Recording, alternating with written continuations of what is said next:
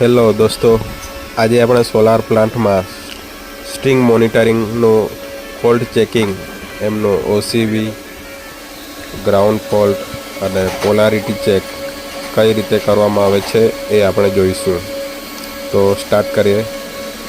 પહેલાં તો આપણે મલ્ટીમીટર, આપણે એમને ક્લેમ્પ મીટર પણ કહીએ છીએ, એ લઈશું અને સ્ટેપ બાય સ્ટેપ ચેક કરશું. પહેલાં આપણે એમને ડીસી હાઈ વોલ્ટેજ મોડ પર સેટિંગ કરશું. પછી મલ્ટીમીટરના બંને પ્રોબ એક પોઝિટિવ અને નેગેટિવમાં એન્ટર કરશું. જો આપણી ઓસીવી જો હેલ્ધી હોય તો આપણું રીડિંગ આવશે 1200 પ્લસ આવશે.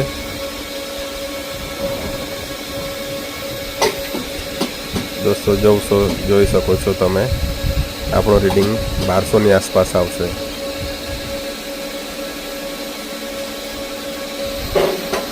ઓકે, જો 1238 વોલ્ટ. ત્યારબાદ આપણે ગ્રાઉન્ડ ચેક કરશું, પોઝિટિવ અને નેગેટિવ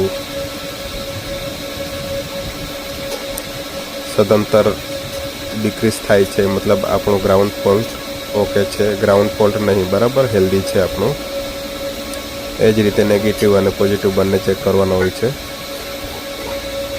ત્યારબાદ આપણે પોલારિટી ચેક કરશું. પોલારિટી પ્લસ માઇનસ તો નહીં થઈ ગયું? ઓકે, પોલારિટી પણ આપણી ઓકે જ છે, મતલબ આપણી આ સ્ટ્રિંગ હેલ્ધી છે અને આપણે યુઝ કરી શકીએ. ધન્યવાદ.